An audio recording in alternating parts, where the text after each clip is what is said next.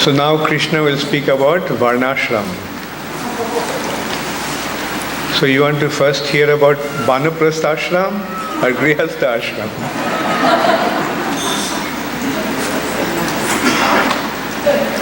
Anyway, I'll start with Vanaprastha ashram. Prepare you for that. And then we'll go into the responsibilities of Grihastha ashram.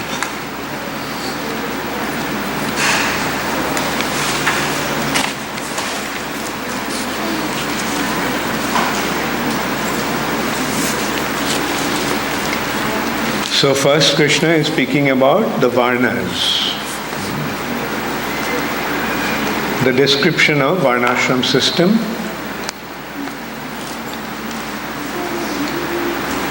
In Satyuga, there was only one Varna.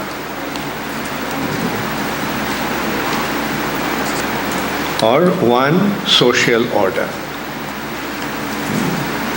And that order was known as Hamsa. In Satyuga, there was no Brahman, Kshatriya, Vaishya, Shudra as such. There was only one social order. And that was known as Hamsa. And in that age, men were naturally engaged in pure devotional service. Everyone was automatically dedicated to pure devotional service. And since everyone was perfect, that age was known as, what's the other name of Satyuga? Krita Yuga. Because everyone was perfect at that age, it was known as Krita Yuga. The Supreme Personality of Godhead, people used to perceive Him in the heart through the process of meditation. Like, they were so pure that they could see the Lord in the heart.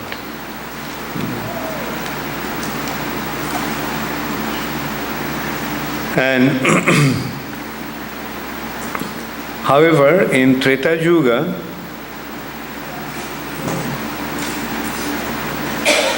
people, the Supreme Personality of Godhead,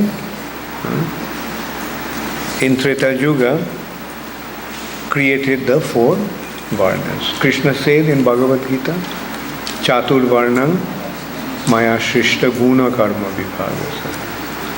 So here we can see in Satyuga, because everyone was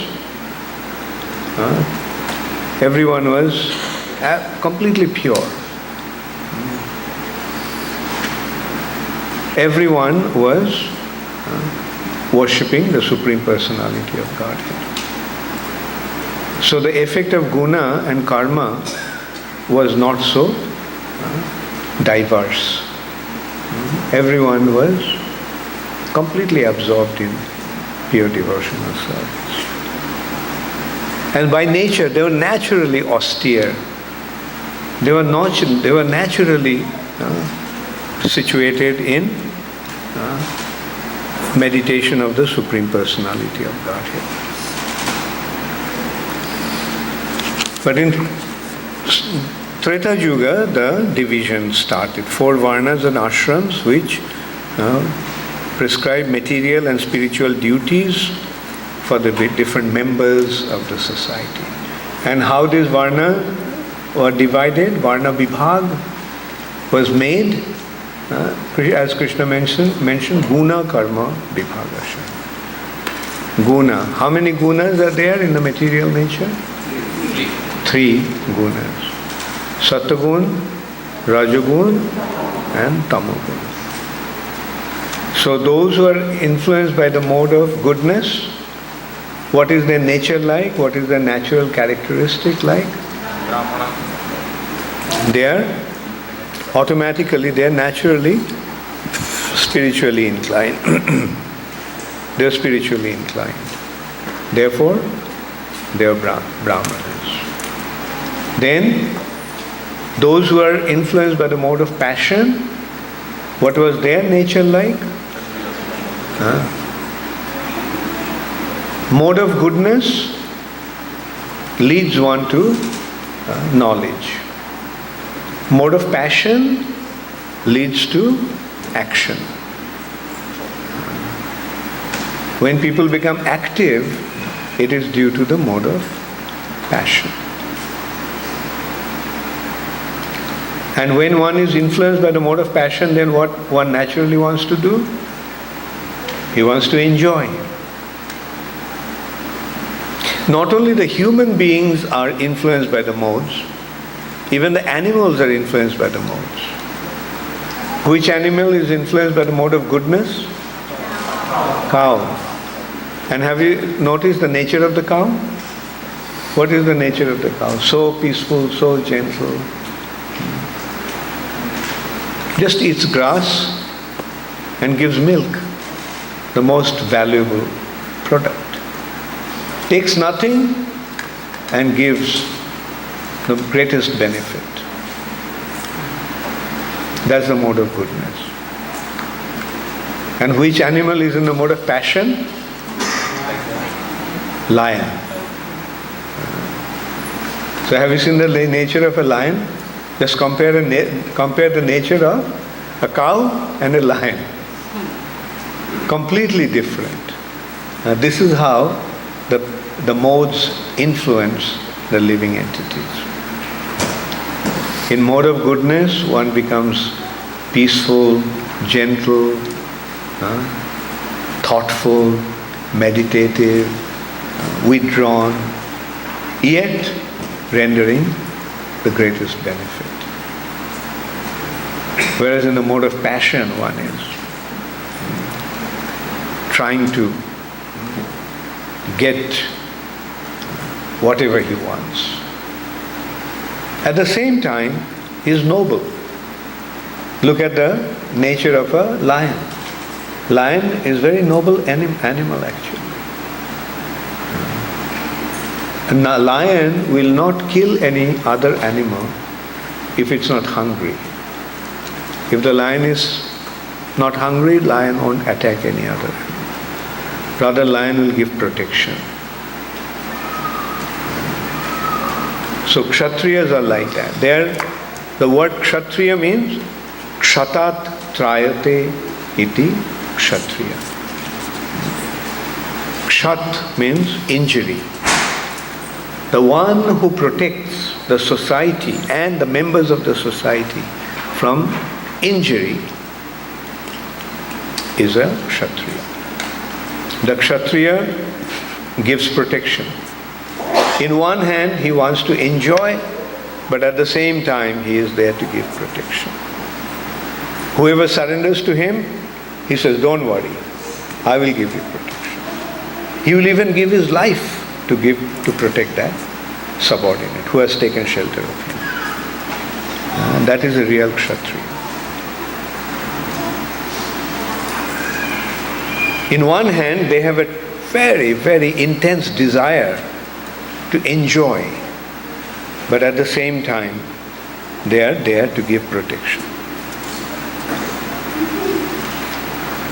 And he is a very valiant, heroic. He is very powerful and he is fearless. That is a Kshatriya. And then there are some people, those who are in a mixed mode of passion and ignorance. Those who are in a mixed mode of passion and ignorance, due to passion, they want to enjoy. But because of the influence of ignorance, they don't have that courage and strength of a Kshatriya.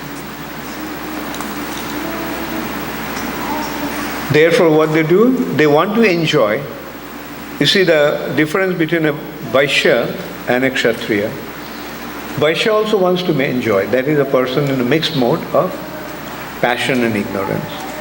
But he will buy what he wants to enjoy. With money he will get it. Whereas a Kshatriya will, with his strength he'll get it. Like you have seen in Mahabharata especially, a Kshatriya prince likes a girl, likes a princess. And he'll go and pick her up.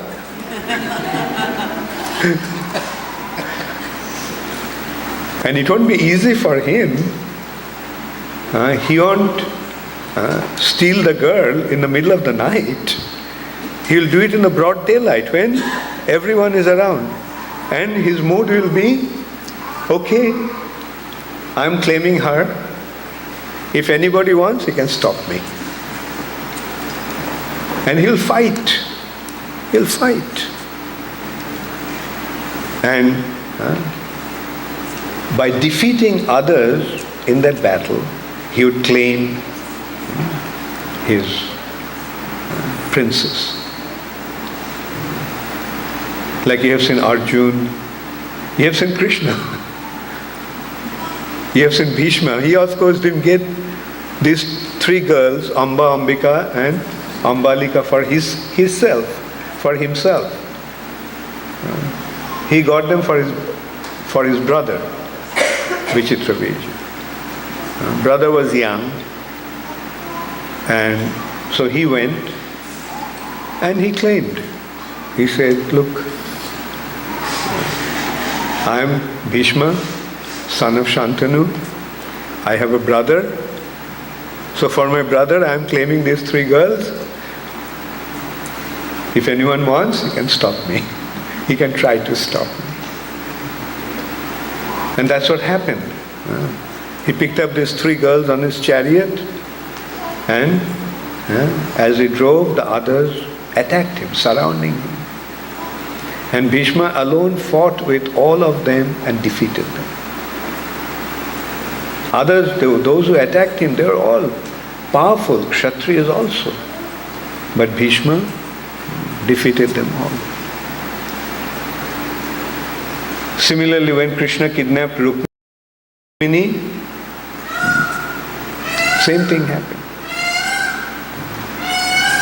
Arjun claimed Subhadra, same thing happened. He fought. And Subhadra was driving the chariot, expressing her acceptance of Arjun. Like these are the Kshatriyas. But a Vaishya doesn't really have that kind of strength and valor. Therefore Vaishya makes money. How does he make money?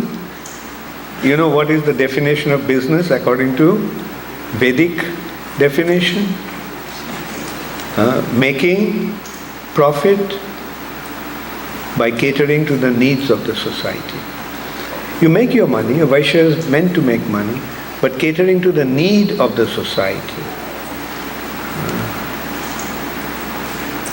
The society needs food.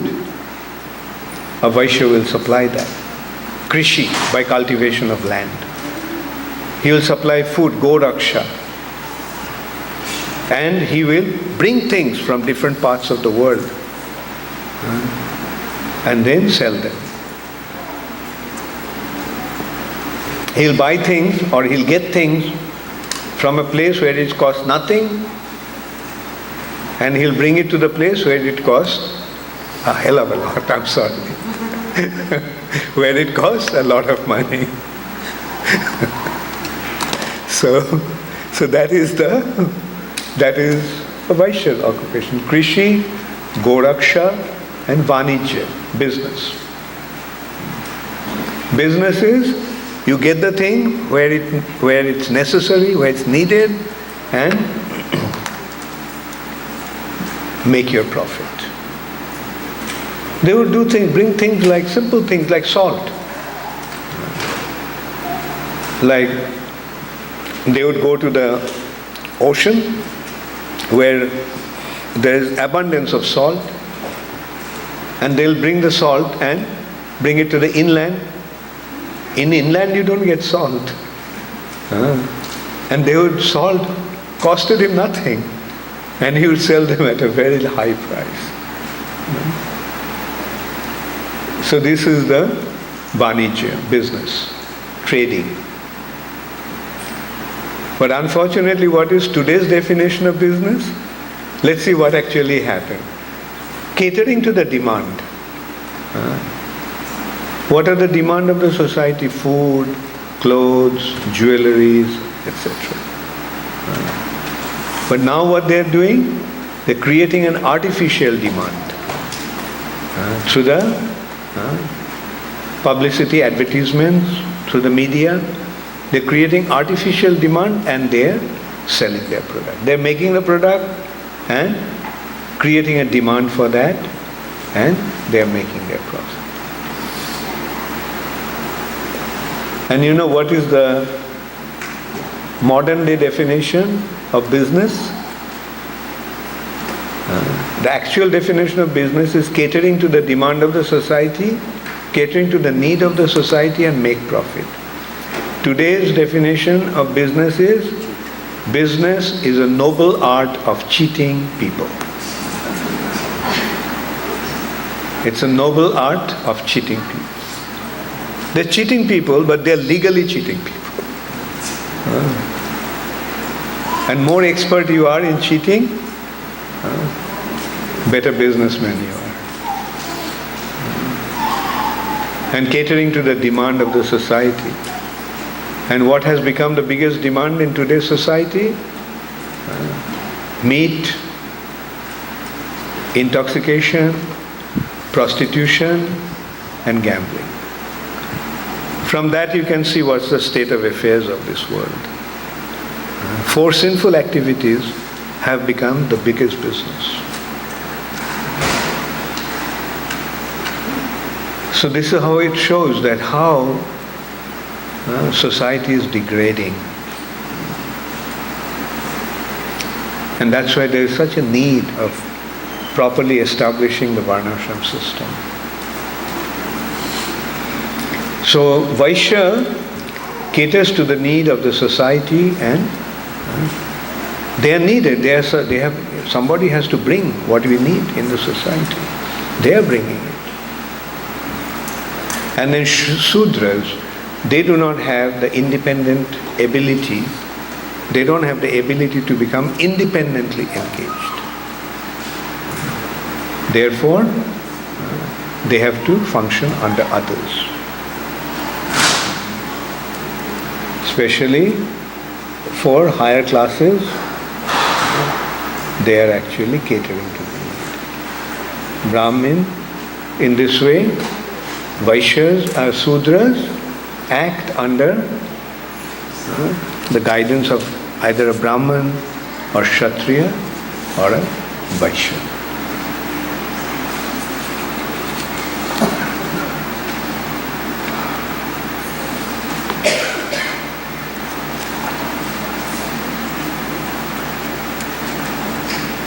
So Brahmana,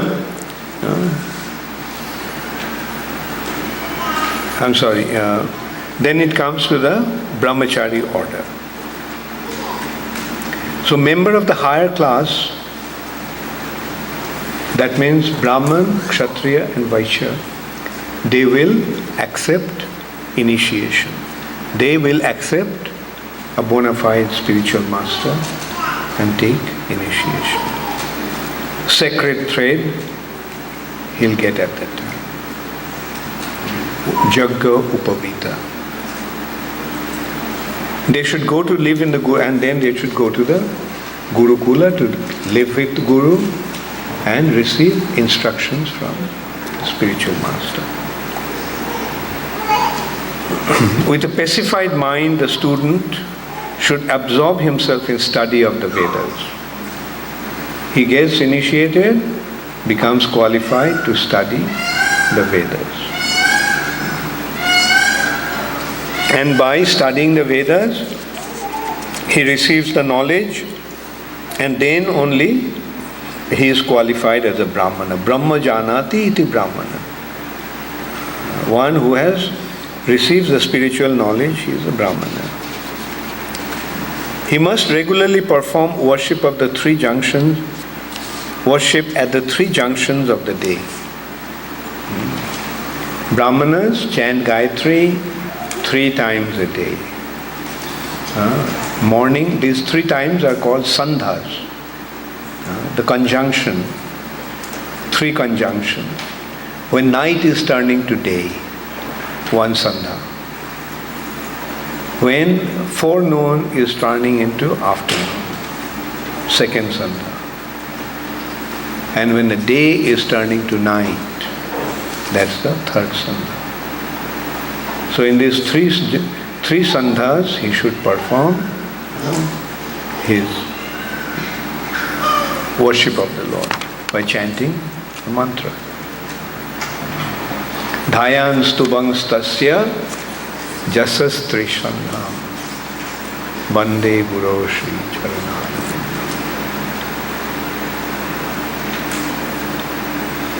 So brahmachari life has been described here.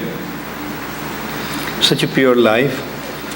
He accepts for his maintenance whatever remnants of the Lord he is granted. He should render menial service to the spiritual master by massaging his feet and worshipping him, and should avoid all sense gratification and strictly maintain the vow of celibacy. With his mind, body and words, he should worship the Supreme Lord in the form of the Super Soul in the way prescribed for him. For brahmacharis, seeing or touching women and conversation or sports in the company of women are absolutely disallowed.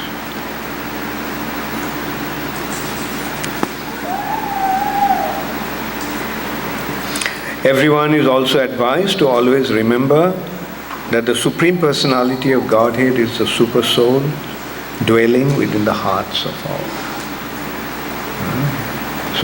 So anyone who wants to make spiritual advancement must remember that the Supreme Personality of Godhead is residing in everyone's heart. And with that understanding, he should deal with everyone. When you deal with each other with that understanding, then naturally peace and prosperity will prevail. Our attitude towards others will become most respectful.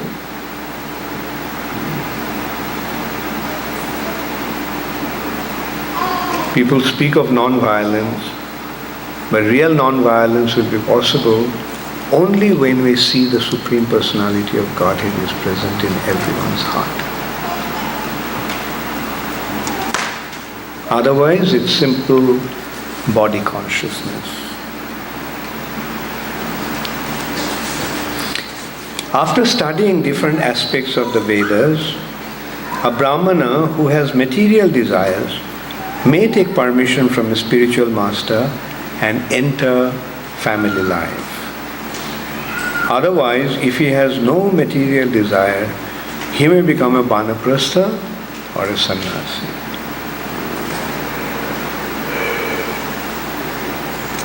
The proper order of succession should be followed in changing from one spiritual order to the next.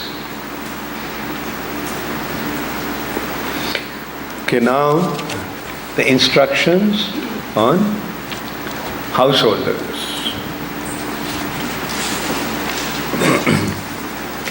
So it is from brahmachari life is entering into household life. Not bachelor life to household life. And one who wishes to enter the household order should accept a wife who is of the same social class, who is not objectionable and who is somewhat younger in age. Wife should be younger in age.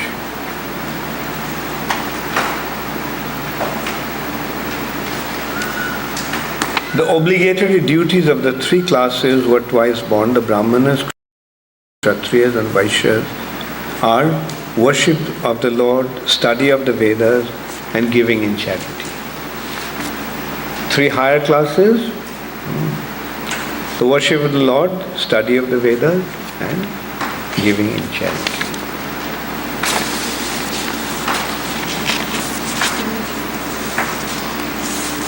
Occupational duties of accepting charity, teaching others and performing sacrifice for others are the privilege of the Brahmanas alone.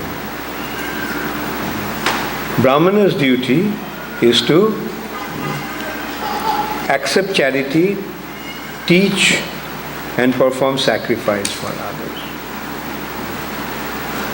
And Brahmana's occupation has been described as Pathan, Pathan, Jajan, Jajan, Dan, Pratigraha. Pathan, study. Pathan, teach. Jajan, performing sacrifices. And conduct sacrifices. Giving in charity and also accepting charity.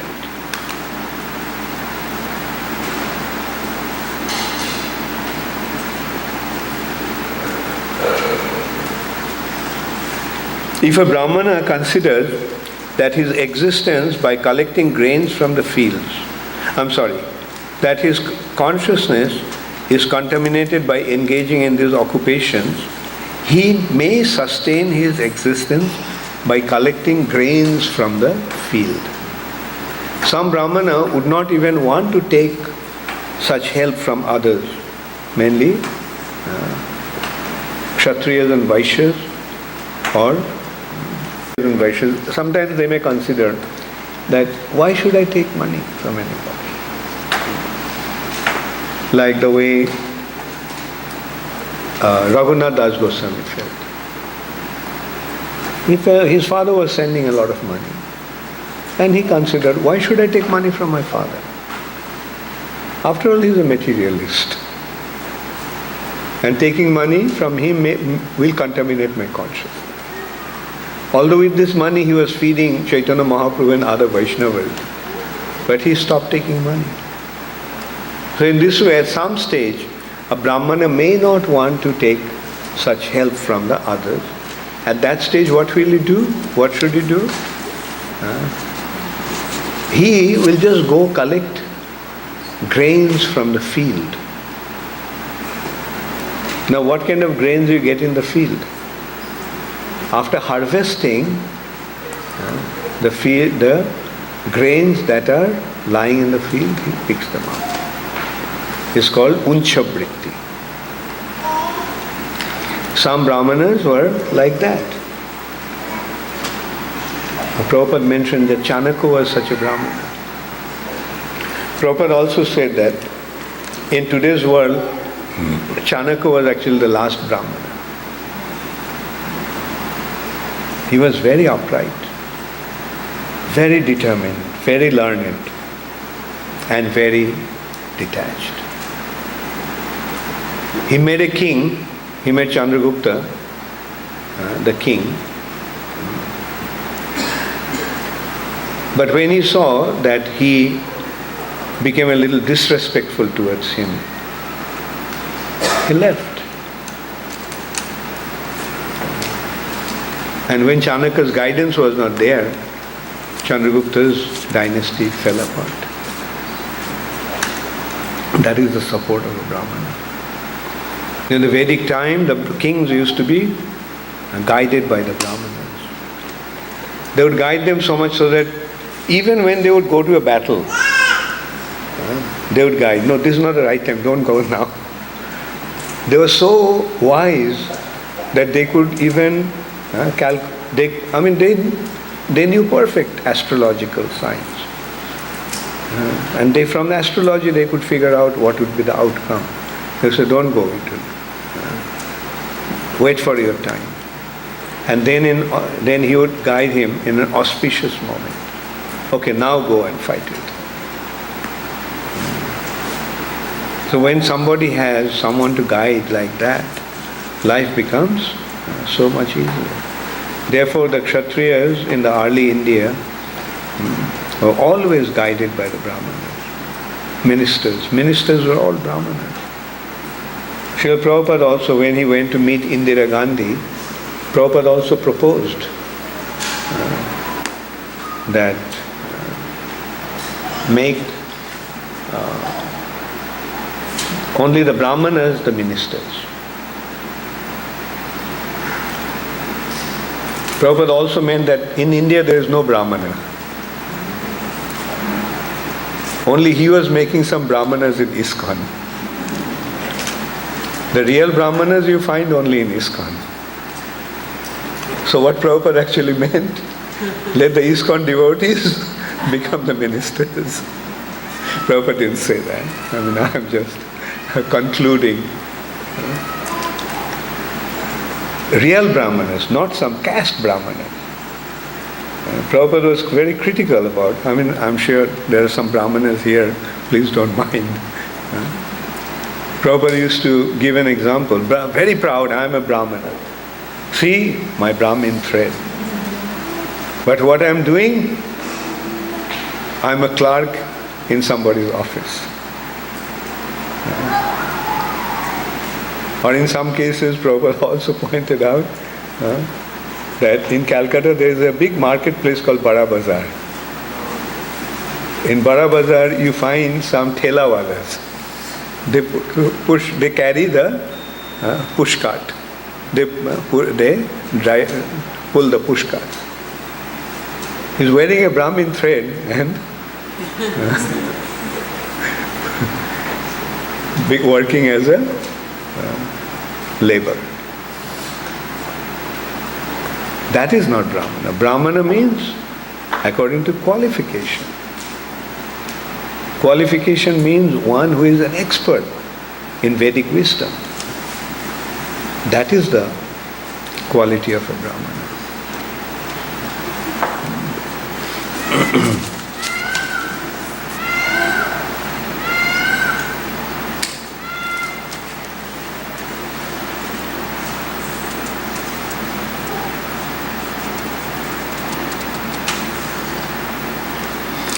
The quality of a Brahmana again has been pointed out here. A Brahmana who is properly fixed in his personal duty rejects all insignificant material desires, always serves the Vaishnavas, and is under the protection of the Supreme Personality of Godhead.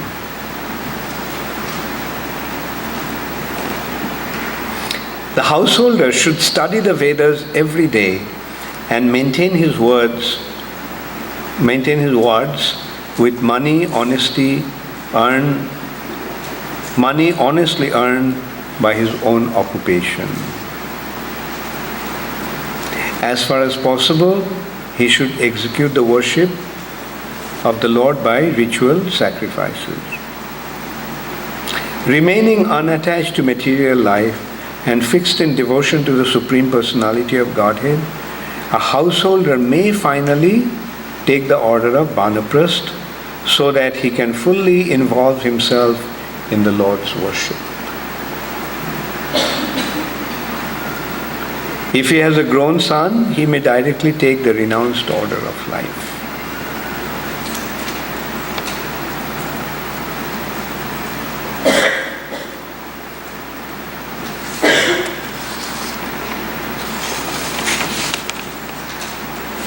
Okay, so I go to the next chapter now. Varnashram is continuing.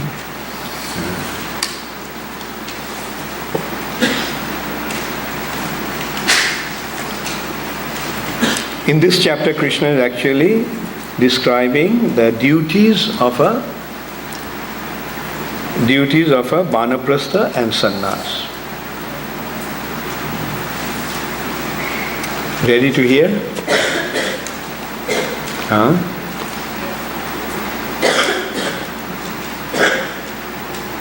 Well, maybe I should tell you before that, to relieve you from your anxiety. The Vanaprastha order that has been prescribed here is not possible for this age. Like yesterday the question actually came up about how should one take Vanaprastha. And I remember I pointed out that in this age, accepting Vanaprastha means joining ISKCON temple.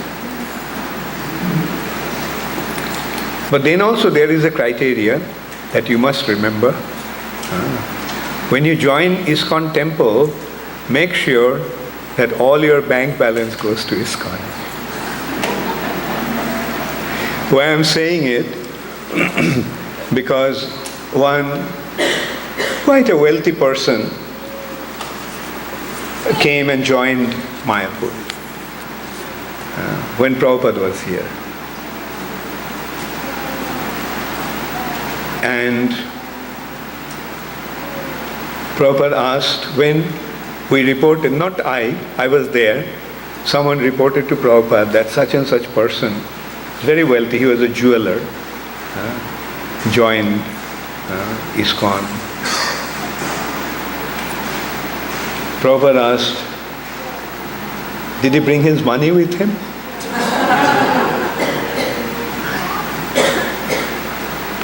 Then he said, no, Srila Prabhupada didn't give any donation so far. Then Prabhupada said, then he is not serious. And then Prabhupada pointed out that all my money is for my wife and children and me for ISKCON. Let ISKCON take my burden. And whatever I have, let my wife and children enjoy them. That's not serious. And Prabhupada predicted that he won't last for long. And true enough, of course Prabhupada said, it can never go wrong. And after a few days, his wife and children came and he gave up his Vanaprastha and went back. So Vanaprastha should be an attitude, not where we are. It should be an attitude. I am offering myself to Krishna. Okay, when you are in household life, you have certain material responsibilities. You have to earn money, you have to save money. But when you are living your household life, then what? Then whatever you have accumulated should go to Krishna. Whatever you have should go to Krishna. And people used to do that. People used to give so much. That recently, one quite an insignificant temple in South India, when the government officials started to assess their assets, they found tons of gold, millions of dollars worth of jewelries. I'm sure you all read that. So this is, where did it come from? Because people donated to Krishna. So that is the attitude of a real devotee. It's Krishna's, not mine. So when one takes to Vanaprastha order, one should offer one's wealth also to Krishna.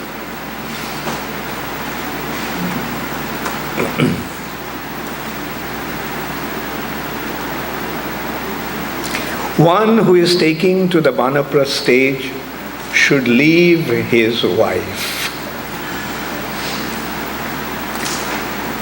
He should leave his wife at home in the care of his sons. Or else take her along and with a peaceful mind spend the third quarter of his life in the forest. Third quarter means the human life, duration of human life is 100 years. Divided by 4, 25, 25 to 50, 50 to 75, 75 to 100. Panchashodhe vanang brojet. After you become 50 years old, go to forest. Meaning, accept Vanaprastha. Should I ask you just something out of curiosity? How many of you are above 50 here? Does it say something?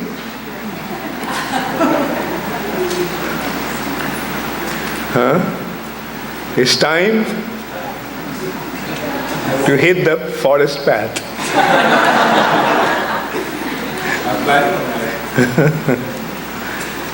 With your money, with your bank balance. Okay. Make sure.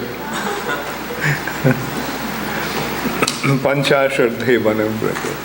So first quarter is 20 up to 25, second quarter, third quarter 50 to 75 one should spend in this way. Either alone or along with his wife, he should go to the forest. He should bathe I'm just going to some important part. Many other things I don't want to scare you.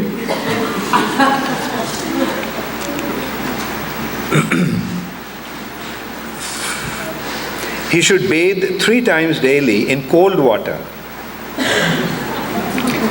and sleep on the ground. Where? Not in your bedroom floor, but in the forest.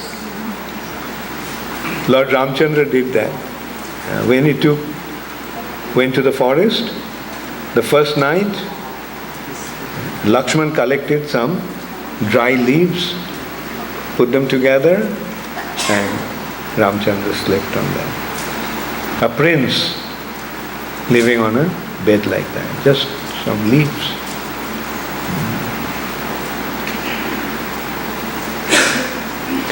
During the hot season, he should stand beneath the fearsome heat of the sun with fire blazing on 4 sides.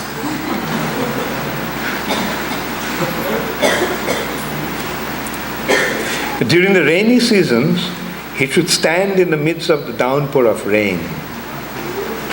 And during the cold winter, he should submerge himself in water up to his neck. So this is how one actually frees himself from the attachment of the body. They were so powerful individuals that they could do that. In this age, it won't be possible. And that is why all these processes are not important. Chaitanya Mahaprabhu gave a very simple process. Hare Nama, Hare Nama, Hare Nama iva kevalam, phalo nasteva, nasteva, nasteva gatinam. Grihe thako, bone thako, sada hari bolera.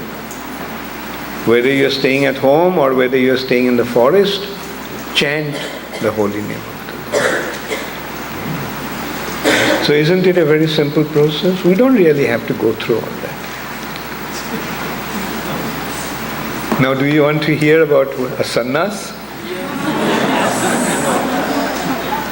Actually, I feel embarrassed to read that.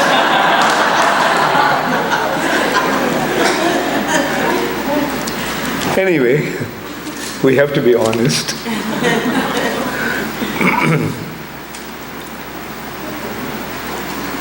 The 4th order of life is meant for sannyas.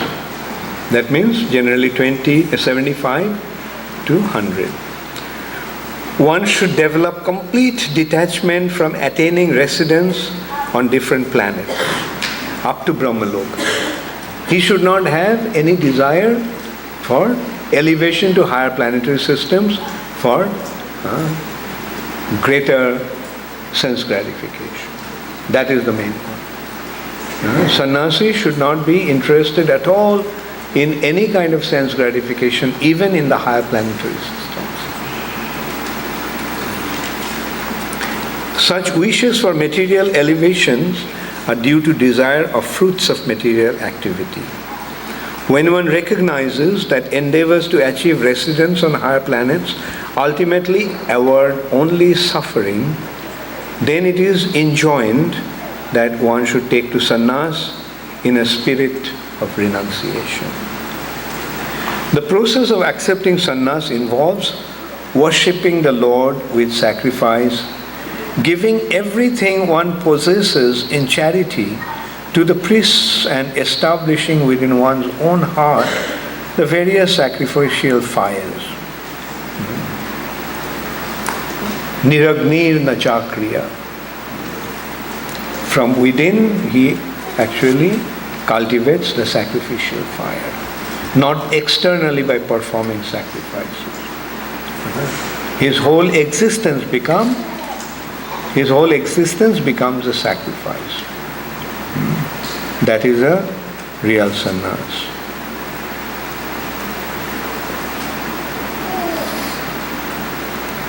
Except in emergencies.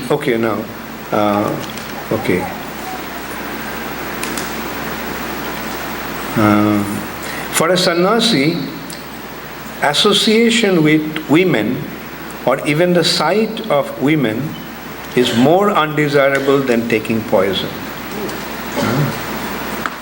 Do you remember when Chaitanya Mahaprabhu was asked to meet King Prataparudra? Chaitanya Mahaprabhu mentioned that.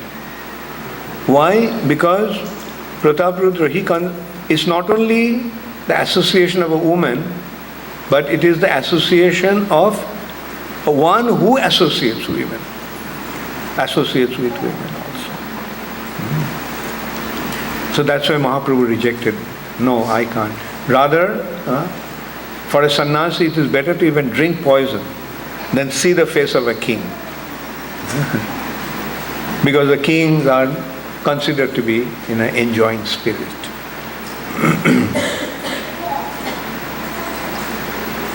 Except in emergencies, the sannyasi should never wear more clothing than a loincloth or some simple covering over his loincloth.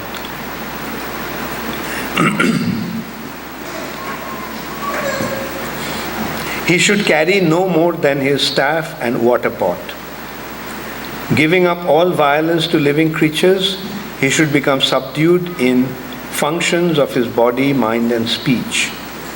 He should remain detached and fixed on the self and travel alone to such pure places as the mountains, rivers and forest. Thus engaged, he should remember the Supreme Personality of Godhead and dwell in a place that is fearless and not heavily populated. So anyway, these are the injunctions about a sannyasi. Actually, after getting sannyas, I asked Prabhupada, why don't we do all that? Then Prabhupada told me, our sannyas is different. That is not the sannyas that we accept. Our sannyas is for the sake of preaching. And then Prabhupada explained that the sannyas order that we are following in ISKCON, which was actually established by Srila Bhakti Siddhanta Saraswati Thakur, is simply to commit oneself completely in serving the Lord and spreading His glory. We have, our sannyas is called Three Danda. These three dandas signify body, mind and words. A sannyasi's body is completely dedicated to service, to serve Krishna. His mind is completely dedicated to remember Krishna all the time, and his speech is completely dedicated to glorify Krishna or spread Krishna consciousness. That is the sannyas that we are following in ISKCON. And Enor Prabhupada pointed out that in order to do that, whatever is necessary, we accept it.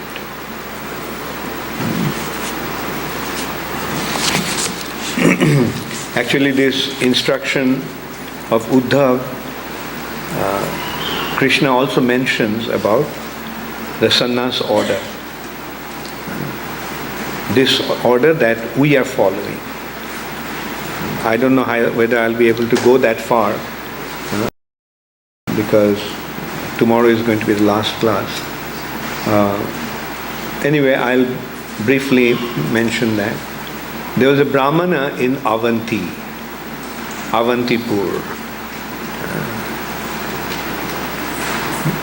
Avanti, with a lot of pride I can say, is Ujjain. So this Avanti Brahmana, he was a very rich man, but he was a miser. All he cared about is just to accumulate money. And this money he would not spend for his family members or even for himself. He was such a miser. And as a result of that, his family members and his servants were quite disgusted with him. And eventually, this Brahmana lost all his money. So when he lost his money, then his family members started to treat him so badly that they eventually kicked him out of the house. So that time, this Brahmana realized that all the relationships in the material nature are simply based on financial dealings, money. And then he reconsidered that actually the ultimate goal of life is to take shelter of Mukunda. And he renounced everything and accepted sannyas order. And when he was traveling, he was singing a song. That song is Etam sa asthaya paratmanishtham adhasitang purvatamir mahadvi aham tarishyami duranta parang tamo mukundang hri nishevaya. So now I have taken shelter of the Supreme Personality of Godhead. I have become fixed up on my spiritual goal by taking shelter of the Supreme Personality of Godhead. The path that has been shown by the previous Mahatmas, the personalities from the past. They have taken shelter of Krishna and rejected everything, and this is how they have accepted the spiritual path. Purvatamaid Mahadbhi. And following that path, I will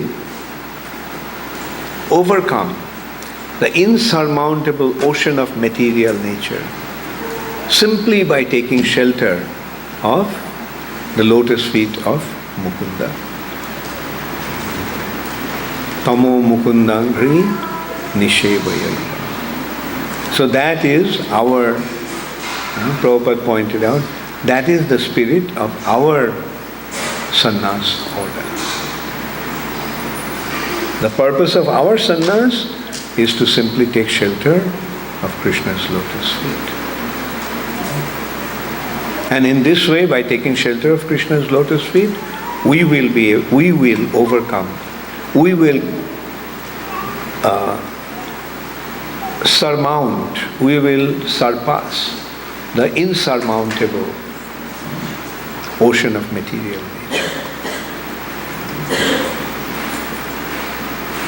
So that is the order of sannyas that we are following in ISKCON.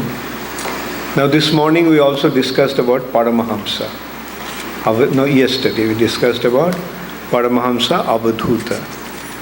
So here is the anecdote of an avadhuta or qualification of an avadhuta, the characteristic of avadhuta described. A Paramahamsa, okay, now here we can also consider that Paramahamsa is a sannyas stage, the highest stage of sannyas. Sannyas has 4 stages: Utichak, Bahudak, Paribrajak, Paramahamsa. Kutichak is the first stage when one takes sannyas but lives near his house and sometimes his family members bring some food for him. Then the next stage, he goes out, begs from door to door, and that's how he maintains himself. And then he wanders from one place to another, preaching Krishna consciousness, Paribrajak. And then Paramahamsa, he is beyond these material modes. He is situated in the transcendental nature. So these are the 4 stages of sannyas. The ultimate stage of sannyas is Paramahamsa. A Paramahamsa is not under the control of injunctions and prohibitions. Rules and regulations don't apply to the Paramahamsas.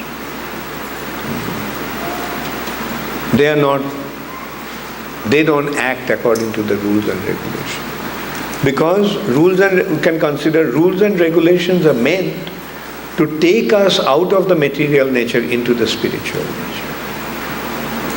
So when one is situated on the spiritual nature, he doesn't need to follow the rules and regulations. Rather, he behaves on the spiritual platform, the pure spiritual platform.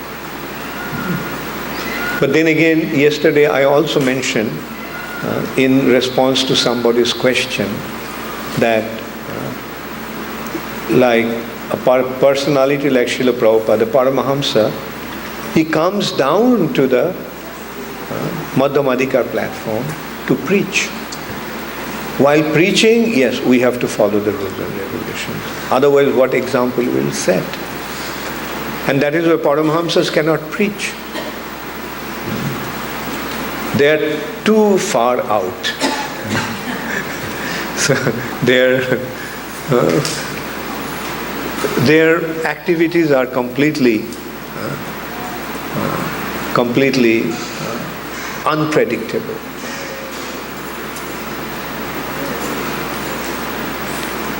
Nityati gayanti hashatatha lokabhajya. He sometimes dances, he sometimes cries, he sometimes rolls on the ground. Sometimes he laughs without any consideration of what people are thinking about him. Lokabhajya. What people are thinking about him is no consideration. He is simply acting in a way out of his intense loving exchange with Krishna. That is how he acts. That is a Paramahamsa stage. A Paramahamsa is not under the control of injunctions and prohibitions. He is a devotee of the Supreme Lord, detached from external sense gratification and completely free from desire for even such subtle gratificatory goals as liberation. He is even beyond liberation. He doesn't even care for liberation. He is expert in discrimination and just like a simple child. In one hand, he is an expert in making discrimination, and at the same time, he is simple as a child. He is free from concepts of pride and insult. Although actually competent, he wanders about like a dull person. And although most learned, he engages himself like an insane fool in incoherent speech. So, although he is the most learned, he acts like a fool. Although he is most competent, he wanders about like a dull person. And although he is most learned, and he behaves like an insane fool in incoherent speech. Although actually fixed in the Vedas, he behaves in an unordered fashion. His life is completely fixed on the Vedic wisdom, the Vedas. But he is behaving as if he is not at all concerned about that. An unordered fashion. He tolerates the evil words of others and never shows contempt for anyone else. He avoids acting as an enemy or vainly indulging in argument. He sees the Supreme Personality of Godhead in all creatures and also all living beings within the Supreme Personality of Godhead. Although he has to make some effort to find food for maintaining his body, he does not become joyful when he finds something, nor does he become depressed when not finding anything. Just like the Supreme Personality of Godhead also is not at all subject to the Vedic orders or prohibition, by his own free will executes various prescribed duties. Although the Supreme Personality of Godhead doesn't have to act according to the rules and regulations of the scriptures or following the prescribed duties, but still this Paramhamsa does that. Just as the Supreme Personality of Godhead does. The Supreme Lord himself, although not at all subject to the Vedic orders and prohibitions, by his own free will executes various prescribed duties. Similarly, the Paramhamsa, even while on the platform of freedom from subjugation to Vedic rules and prohibitions, carries out various duties. Another wonderful example of a Paramhamsa is Jara Bharat. Jara Bharat. Jara means retarded. Apparently it looked like he is a retarded. But he was a pure devotee. In his previous life, he was King Bharat, ruler of the entire earth planet. He left everything, went to the forest on the bank of the Gandaki river. And there he became attached to a deer. As a king, he gave up his kingdom, he gave up his wife, children, everything. But eventually he just became attached to a deer. And due to his attachment to that deer, when he left his body, he got the body of a deer. But although he was in a deer's body, he was a jati smar. He remembered his past life. In a body of a deer, but his consciousness is still elevated, did not deteriorate. And therefore, even as a deer, he did not want to become entangled. He left his family, deer family. He went to an ashram. And he used to stay near the ashram, and when the sadhus would discuss about Krishna consciousness, Krishna Katha, he would sit there and attentively listen. Even as a deer, he was fully Krishna conscious. And then, in his next life, he was born in a Brahmana family, exalted Brahmana family. But he started to behave like a retarded child because he didn't want to develop any attachment. So that's another example of an avadhuta. Although he is most exalted, but his behavior was like a retarded person. So much so that his brothers even cheated him. That's what he wanted, not to develop any attachment to anyone. If he was a bright, smart individual, very successful in life, then so many people would have become attached to him. Srila Bhaktisiddhanta Saraswati Thakur said that he did not want to pursue his educational career. He dropped out actually. Probably he was one of the first dropouts. Everything begins in India. So Bhaktisiddhanta Saraswati, and why did he do that?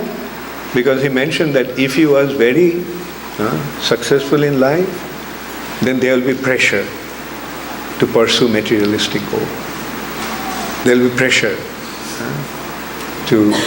but if he was good for nothing, then no one will put pressure.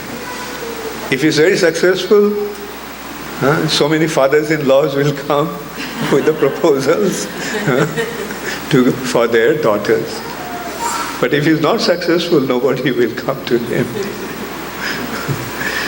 So this is how sometimes the exalted devotees voluntarily do not pursue a materialistic way of life.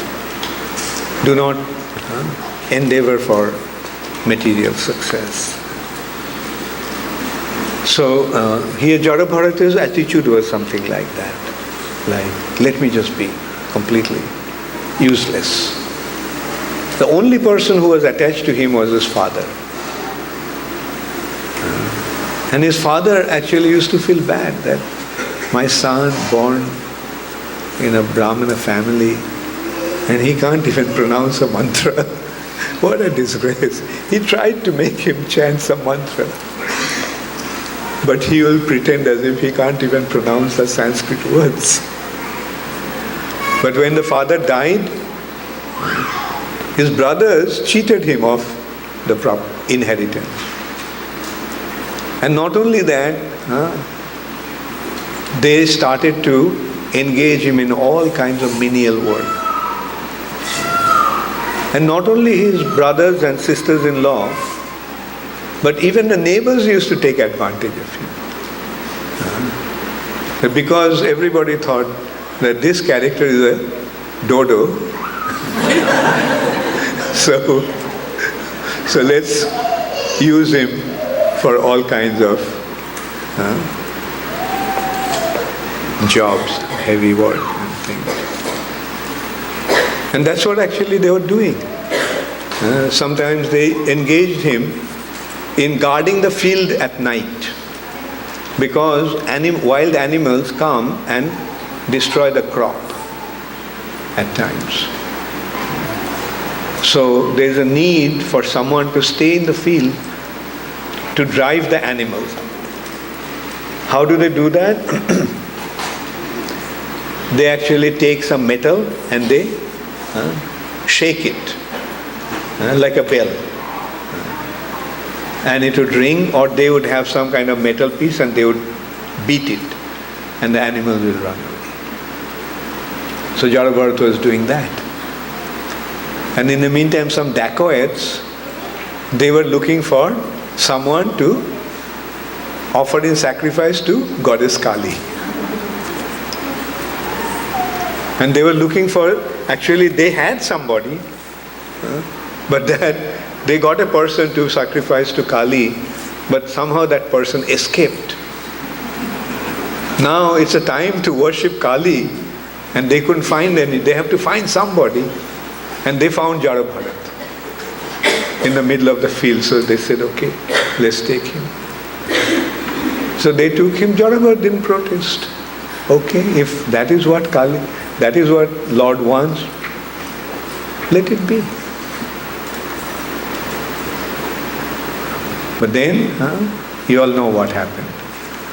They bathed Jarabharata, decorated him with red hibiscus flowers. Hibiscus flowers, red hibiscus flowers are very dear to Kali. Just as Tulasi is dear to Krishna, Bale leaves is dear to Lord Shiva, hibiscus is dear to Kali. And so to put that hibiscus garland on his neck, and as they were about to chop his head off, Kali couldn't tolerate that. She just appeared, piercing her murti. And she picked up that chopper with which they were about to sacrifice Jarabharat. And with that chopper, she started to kill those dacoits. So that is how a pure devotee is protected by the Lord. Pure devotee is completely surrendered to the Supreme Personality of Godhead. Just as Bhakti Vinod Thakur said, Maro bhi rakho bhi jo ichha tohara. Whether you want to protect me or whether you want to kill me, it's entirely up to you. Jo ichha tohara, whatever your desire. Nitya dasa prati tua adhikara. You have the complete right over your eternal servant.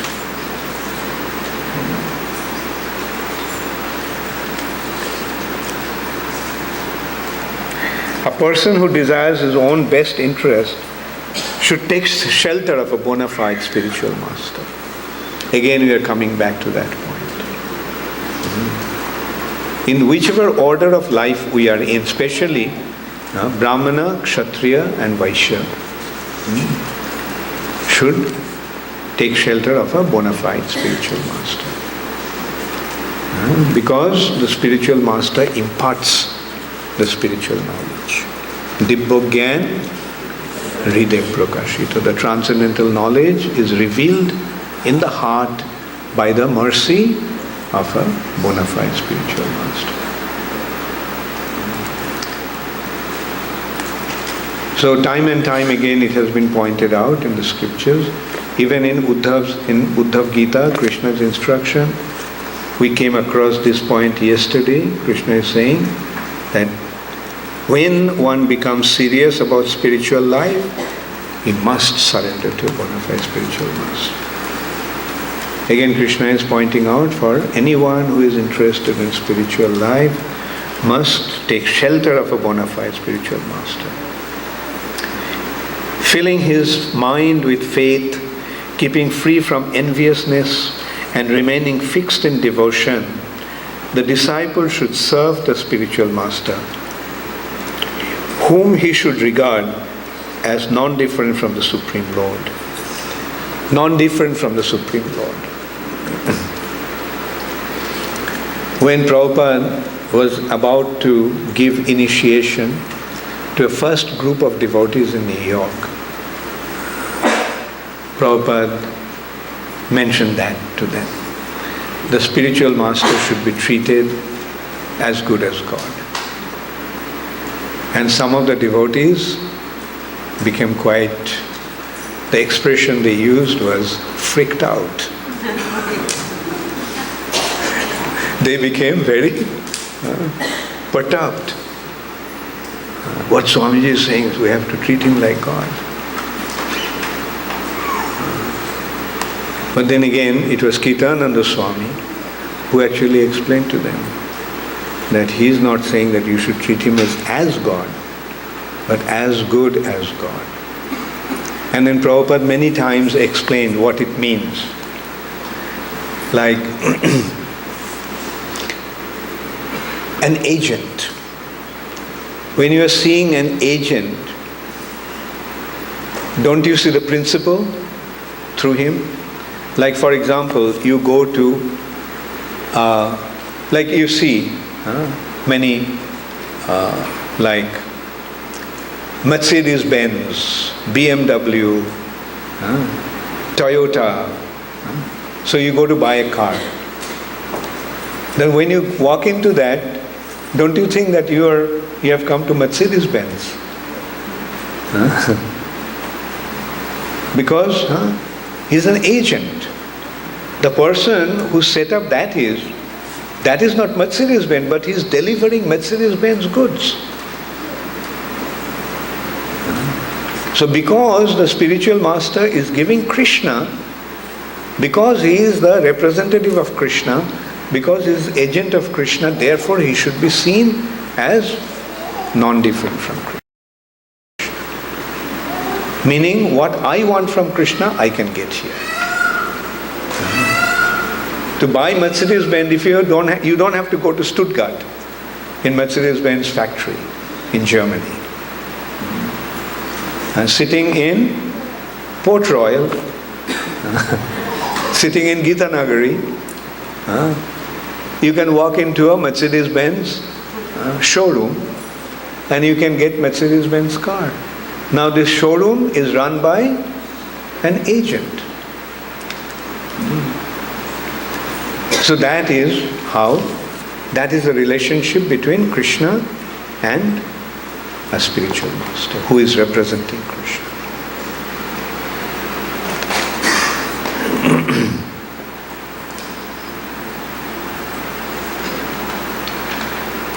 For a brahmachari, the primary duty is service to the spiritual master. The main duties of a householder are protection of living beings and sacrifice.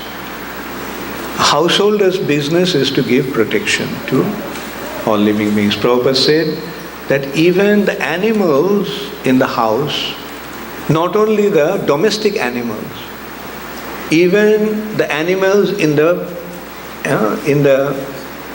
vicinity of the house or in the precinct of the house should be treated by or taken care of by a householder. Prabhupada said, in the house, in that house area, if there is a snake, the householder should take care of the snake also. Must take care that the snake is properly fed. So that is how broad-minded the Vedic culture is. But we can see, as opposed to that, what's today's culture? Even the domestic animal, like a cow, who gave so much milk, gave so much, so many facilities, as soon as she is dry, send her to the slaughterhouse. No compassion, no love, no.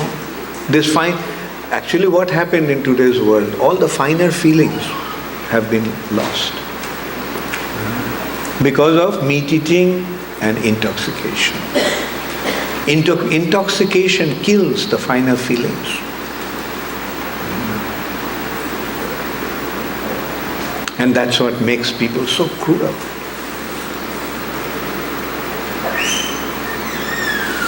And so that is how unfortunate the world has become today. So different duties of different orders have been prescribed in this way by the Supreme Personality of Godhead. One acquires firm devotion for the Supreme Lord by always rendering service to the Supreme Personality of Godhead through one's own particular prescribed duty, by not engaging in worship of any other personalities, and also by thinking of all creatures as the place of residence of the Supreme Personality of Godhead. One must see that every body is a place of residence of the Supreme Personality of Godhead, because the Lord is there in their hearts. Here is the Lord in that body. So I must treat Him accordingly. So more we develop that consciousness, more we'll make spiritual advancement. Or vice versa. The more we make spiritual advancement, the more we will see the residence of the Supreme Personality of Godhead in that person. Sarva bhuteshu ja pashyet bhagavad bhavam atmana. In every living entity, he sees the presence of the Supreme Personality of Godhead. Okay, so now we are left with about half an hour. And okay, does anybody have any question? Yes. Thanks for that. I personally learned a lot, and thanks a lot for the class. My question is that, as I understand that when a person dies, even Krishna in his mind, before he goes to Shri Krishna's Leela, is a 13 days lapse where something happens to his soul before he goes back to Godhead. Who said that? I was watching a program, possibly in Mayapur TV, I don't think so. Anyway, his point is, I got your point, let me just... That when one leaves his body, after 13 days, he goes to Krishna's pastimes. Therefore my question is, where did you get that? He said Mayapur TV. I don't think, because that is not right. People, those who are materially attached, after leaving their body, they can't really go ahead to the next destination. Jai Shri Shri Radha Damodar ki Jai. Jai Shri Shri Gaur Nitai ki Jai.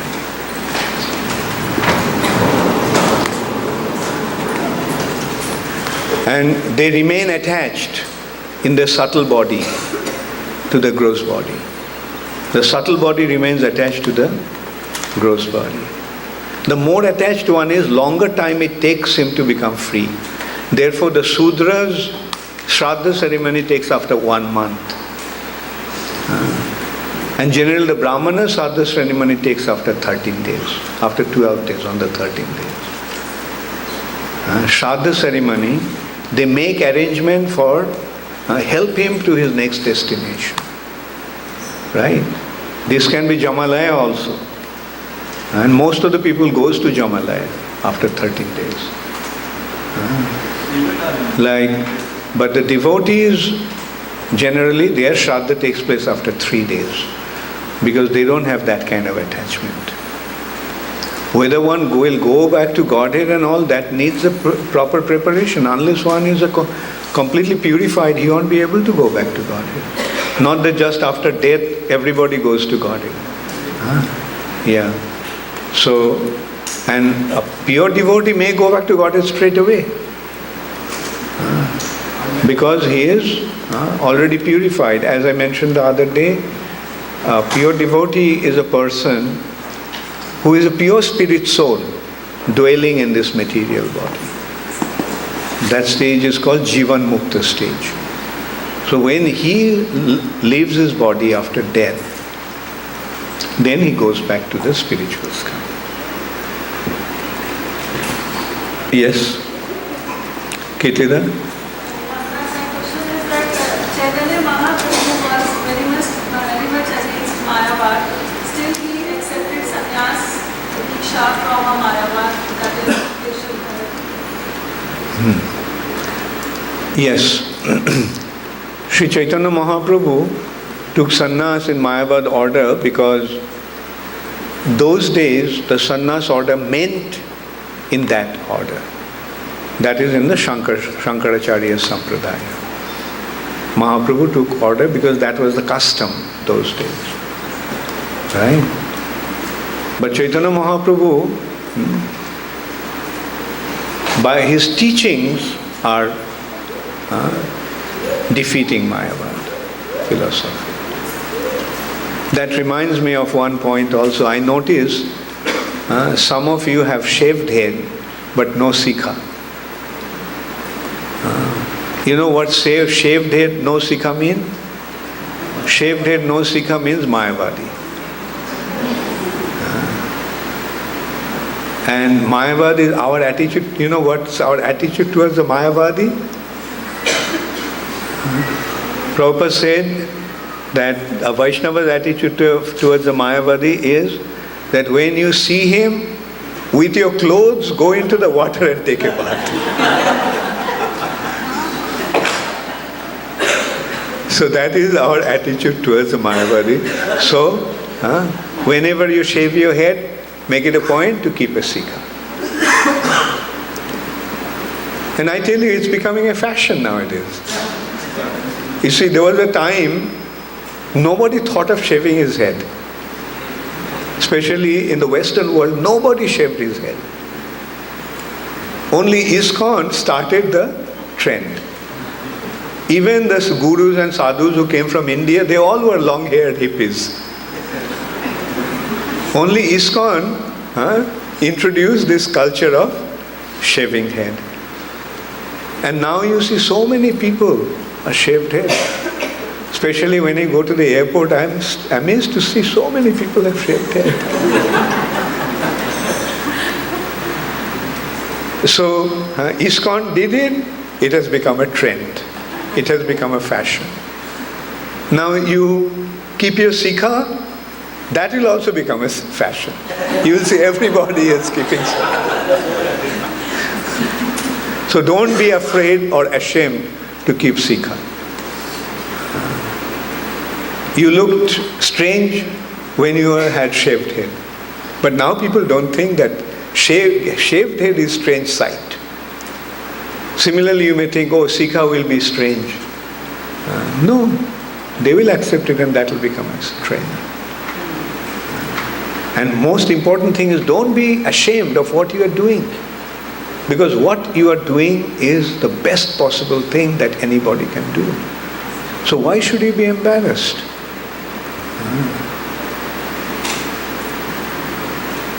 And during Prabhupada's time, everybody had shaved head. If the growth was more than 2 weeks, Prabhupada said, this is your hippie mentality coming out. Just 2 weeks growth. Prabhupada said, it's a tendency to keep long hair. ISKCON means Vaishnava. Vaishnava means shaved head. Prabhupada said, either shaved head or no care for hair. Let it become matted hair. Yes. Maharaja, you mentioned that there are 4 stages of life. In the 3rd quarter of the life, one should take Manapashya.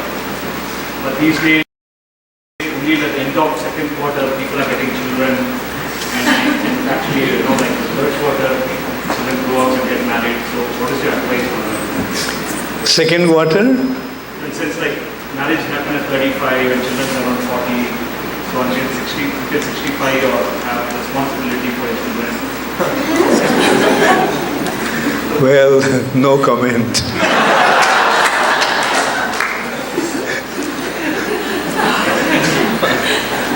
Jagannath? So in America, these days, the tough guys are very often bullies. There's this ethos in the air of might is right, and Kshatriyas, I always understood to be very noble.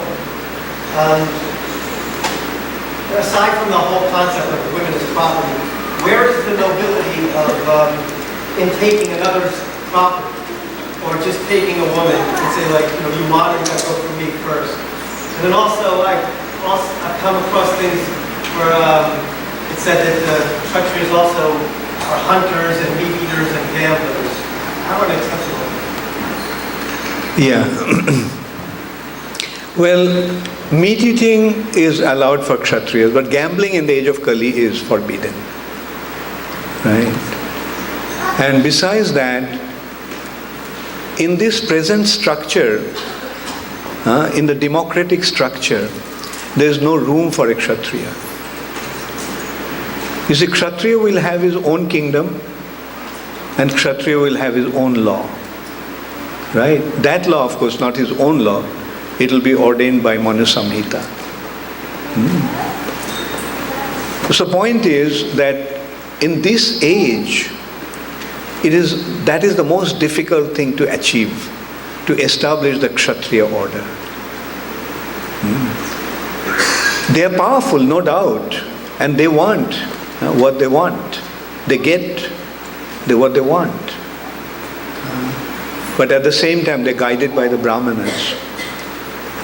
The Kshatriya culture got destroyed because first of all, the Brahmanas became corrupt. And when the Kshatriyas lost their respect for the Brahmanas, they didn't want to take their advice. And besides that, the Brahmanas were not qualified to give the proper guidance to the Kshatriyas. So when the Kshatriyas became independent, without the guidance of the Brahmanas, then only the trouble started in the Vedic culture. Prabhupada pointed out that since time immemorial, India had been ruling over the whole world, the Indian kings.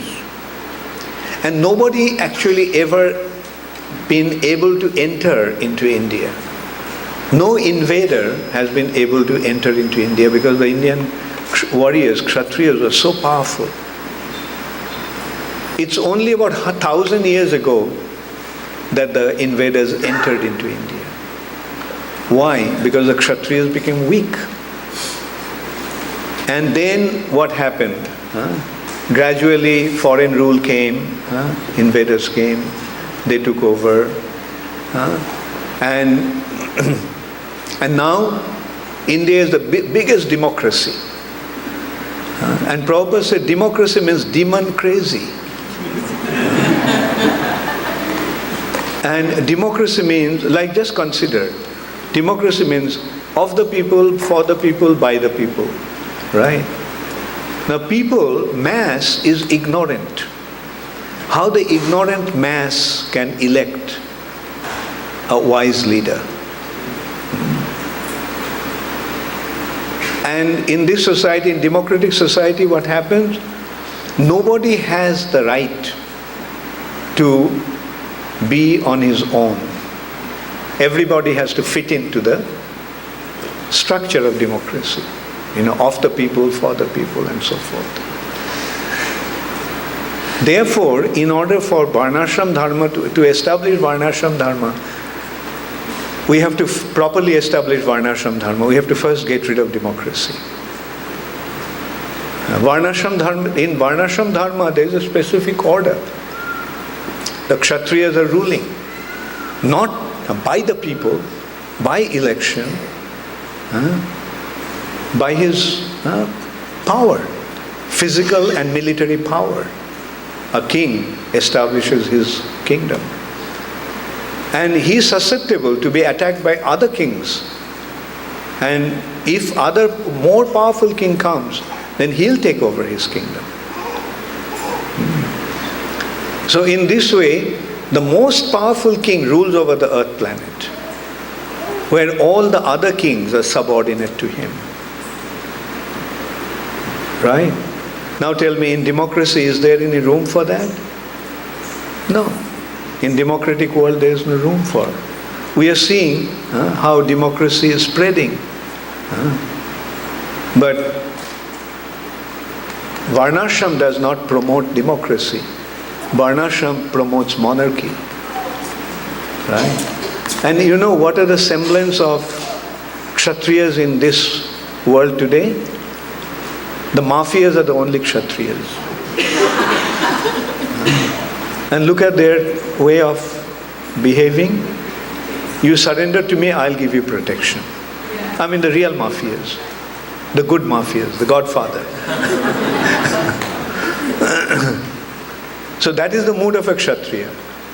Whoever surrenders unto him, okay, you are my man, I'll give you all protection. But if somebody comes up with that attitude, what will happen? This system will immediately crush him. He has to function outside the law. But a real Kshatriya will take over, establish his kingdom, set up his ministers, guided by his spiritual master, and that's how he'll rule over the kingdom. That is Varnashram. All right? Yes? So the example of taking the woman, that's an example of corrupted Kshatriya or not? That, you see, when that is the standard, then it's all right. You know, if the father says that my daughter has the freedom to select her own husband, he invites all the kings. He invites the kings. Not that someone surreptitiously comes and steals his daughter. Like, there's a big assembly, and all the kings have assembled there. Now it is the choice of the princess whom she wants to select. And the Kshatriya spirit is like that.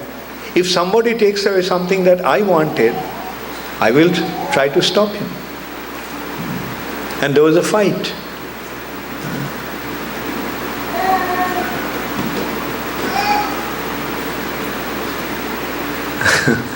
Okay, yeah. After the death, like whatever you have in your mind at the last moment of passing away, you get another birth. But when somebody dies, in India we have Garuda Puran, and I didn't hear the last word you said. Yeah. see, there is Shad ceremony. Shad ceremony. Yeah. Okay. Like 13 days, that's a custom, and at that time, Garuda Puran is read. And like you were saying, that not everybody will go to Golok, they will go to Yamaraj. So, on one hand, Thakur says that another womb is ready to receive that person according to his last wish. So, I was thinking it's not... Okay, good point. Okay, I got your point.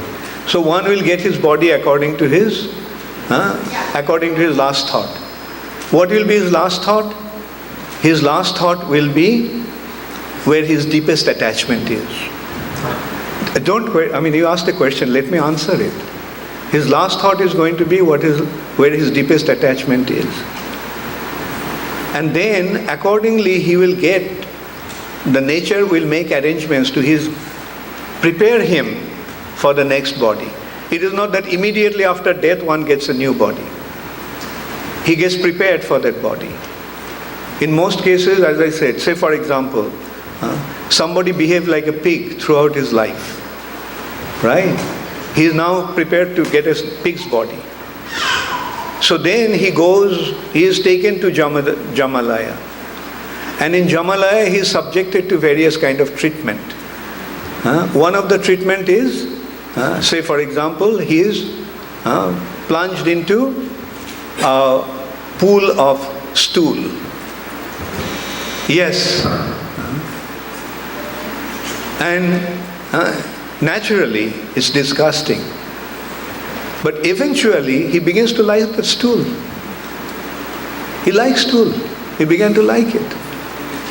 Now he is ready for a pig's body.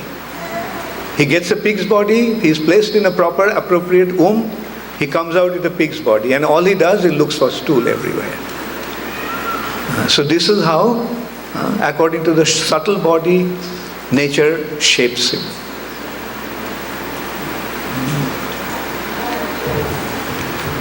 Yes? Samuel.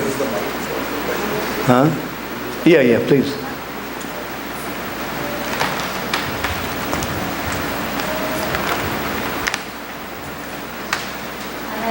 Questions that are related. One is, you were mentioning in Satya Yuga that the only class is Hamsa, or pure devotion to Krishna. And I was wondering, because we come to this material world to turn away from Krishna, how is it that these living entities immediately they come and they're willing to serve Krishna? Okay. Did everybody hear the question? It is not that like everybody is born in Satya Yuga. Right? The individuals who have that kind of mentality, only they are born in Satya Yuga. You get the point? There are innumerable souls with various types of propensities. Now some are very exalted, some are very spiritually elevated, some are very spiritually devoted to Krishna. Those souls get a chance to be born in Satya Yuga. Similarly, those who are extremely fallen, they get a chance to be born in Kali Yuga. Kali Yuga is a place when that is the time for the most fallen living entities. But fortunately, this most fallen living entities get an opportunity to become elevated to the highest spiritual destination. That is the unique opportunity for the age of Kali. My second question is, how is it that there's an unlimited supply of living entities in this world? Unlimited? Like a continuous stream of people coming through this material world. Is it because there's a continuous, Krishna continues to create living entities, or is it... To begin with, living entities are innumerable. What to speak of living entities? Even Krishna's incarnations are innumerable. Right? If Krishna is so innumerable, can you imagine what is the condition of living entities? So it is innumerable. Right? And the living entities they are from spiritual sky. They are not generated in the material nature. But what actually happens, it is due to the glance of the Supreme Lord, glance of Mahavishnu, the material nature becomes activated. And it is through his glance, the living entities come to the material nature. And when he withdraws his glance, all the living entities goes back to him. But they go back to him in an unconscious state. Like asleep. They are there, but they are fast asleep. So that is the state. Although they went to Mahavishnu, but they are not aware that they are in Mahavishnu. Yes, you have a question? Acha, yeah. Mother, I'll take your question afterwards. Mother Krishna Priya. So, actually today, after the afternoon class, we were discussing the topic, and as we've been speaking, devotional service is meant to be pure, loving, unalloyed devotional service to the Supreme Lord. And yet there seems to be a phenomenon that we find at times the temples are short-handed, there's not many devotees, and although the Supreme Personality of Godhead is manifest in this beautiful Arshivika form, we find at times that there's quarreling amongst the devotees and people being resentful, and this is not engaging with love and devotion. So how should this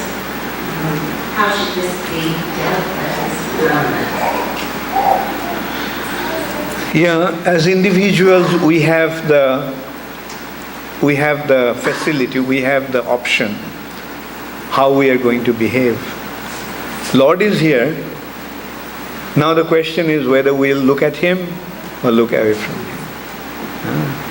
That prerogative we have. Now when we recognize that he is here and we should serve him, then we get an opportunity to serve him. And that's one consideration. The other consideration is, you see, when a great spiritual personality comes, he creates that spiritual tidal wave. And as a result of that, so many people become attracted. For example, during Prabhupada's time, so many devotees became attracted. It is because the tidal wave that Prabhupada created. But after Prabhupada's disappearance, gradually it faded away. But then again, it is coming up. Gradually it's coming up. Especially in those countries where Krishna consciousness was not there, where we could not go, like the communist countries and so forth. Krishna consciousness is flourishing there so wonderfully. And so we are going through a phase, right? The movement takes place in wave. Wave means going up, coming down. So this movement also is going like that. Went up, it came down, it'll go up again. Go up again. And I'm sure Krishna will make the arrangements. And the thing is, again, the temples will become so full. Then we'll feel that one temple is not good enough. We will need so many more temples. So we just have to try to set an example ourselves. Is all we can do is just Try to set an example by our own activities for others. By our own example? Yeah, like senior devotees have to take up the responsibility to motivate others and become exemplary. And that's how this movement is going to grow. And we see a senior exalted devotee comes, people become attracted. And similarly, when they go, there is a void created. That spirit goes away. So, but the thing is that we have to learn to overcome these possibilities by everybody making an endeavor to become advanced. We should not think, okay, the senior devotees will become advanced and let me be just neophyte. No, we should make an endeavor. Everybody should make an endeavor to become advanced. Especially, that's why it's important that we attract the youth. Because the future, the real hope lies with the youth. They are the ones who are full of spirit, full of enthusiasm. And they are the ones who can commit for a cause. When you become old, then we don't have the vitality and enthusiasm. Thank you. Yes, she has a question.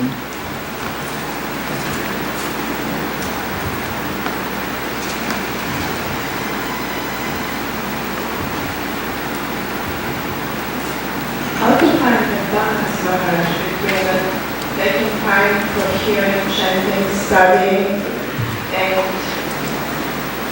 for practical devotional service, since there's always things to do and we could be always engaged in practical service at the same time, we need to engage in hearing and chanting, which you were emphasizing. Because sometimes I see that there's devotees who choose to go and do something instead of taking advantage of hearing. So it seems like the balance is different for everybody. So what would be the signs, symptoms that we are out of balance? Out of? Out of the balance between hearing, chanting, or sadhana and practical devotions. What's the practical balance of individually becoming engaged in serving and hearing and chanting? I guess that will depend upon the individuals.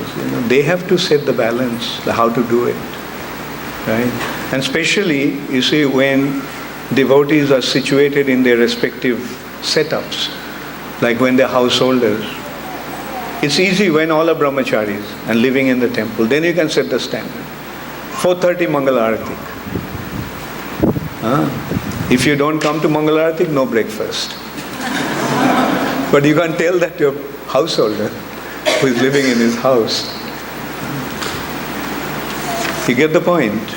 They have to set their own standard, how they want to follow. But I generally advise that the priority should be first to chant your rounds. Priority should be chanting your rounds. I notice many a times the householders are so caught up with the deity worship that they don't have the time to chant their rounds. In this age, deity worship is not the process. Chanting the holy name of the Lord is the process. That's what one should be very, very careful about. Chant your rounds first. Then if you have time, then you can do deity worship. Otherwise, go to the temple and worship the deities. The Brahmanas are doing that already. You don't have to have a separate deity worship standard. Go to the temple. That's what Prabhupada used to say. If you want to have your own deities, then why am I establishing these temples? That means you will become so busy with your own deities that you won't have any time to serve the deities in the temple. So first priority is chanting. And if you ask me, then I'll say the next priority will be reading Prabhupada's books.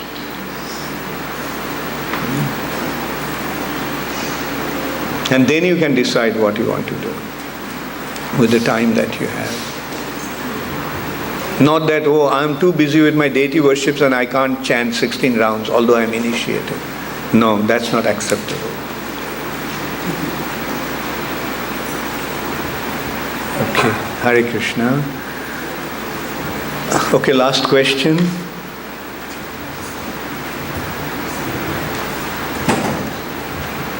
Maharaja, can you just clarify what you said? I don't think I heard. You said chanting japa first, deity worship second, is that what you said? No, reading Prabhupada's books. Oh, thank you. Reading Prabhupada's books is the second priority. And then you decide what you want to do with your time. And I know it's difficult, when both husband and wife are working. It's very difficult to maintain a proper spiritual standard. And that's why my thing is that first you just finish your rounds. Yes, Prema Sindhu? You have a question? I'll take your question next. Let me. My question is regarding Chanakya Pandit.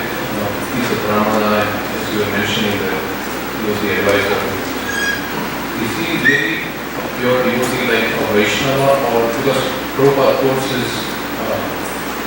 him many times in the purports? So, no, Chanakya won't be considered as a pure devotee. He's a Brahmana. He's a Brahmana. In the first class Brahman, no doubt. But most probably he is, at least the way I know, or where my understanding goes, he was not a devotee as such. Pure devotee as such. A pure devotee would establish Krishna consciousness. Jai Shri Shri Radha Damodar ki. That gentleman has a question. Let's take that question and let's end that. Can you come forward and take the mic? Where are you from? I'm seeing you for the first time. Huh? Baltimore, Maryland. Oh, Baltimore. Okay, very good. Okay, this is a little confusing to me myself, the question. The question is about karma. As you said, that Paramatma resides in everybody's heart, so we should respect everybody. And also you said, if the home where the Paramatma is residing is gone bad, then either you fix it or you should... What happened if Paramatma goes bad means? Beg your pardon? No, what do you say, Paramatma? Paramatma resides in everybody's body. Right, So okay. we should respect everybody. Yeah, You said that. yeah. Also you said about the house. You get That is, I'm talking about that attitude is a higher stage Right. of a devotion. Right.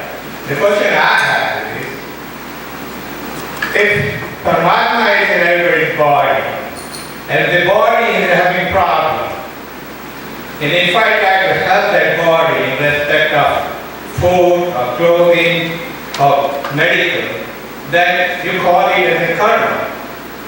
But if I go through the ISKCON, same thing, then it's not called karma. If that is the situation, now at least 20% of the people in the world are hungry. All the people in the charity world will stop giving charity. Do you think ISKCON will be able to handle all those people? And why, if I do some charity work, it's called karma? So what's your point actually? My point is that I have been taught by ISKCON devotees as well as the gurus that don't do any charity work because that's the action will cause you reaction. So you give all your, whatever you want to do is give to ISKCON and let them handle the situation. Okay, if you want to do it, just go ahead and do it.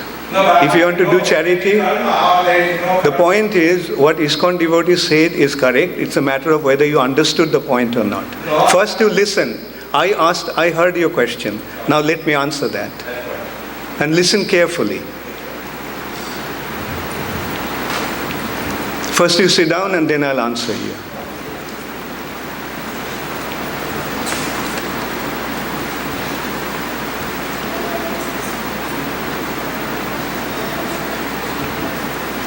Say for example, you give somebody some money and he goes out and eats meat.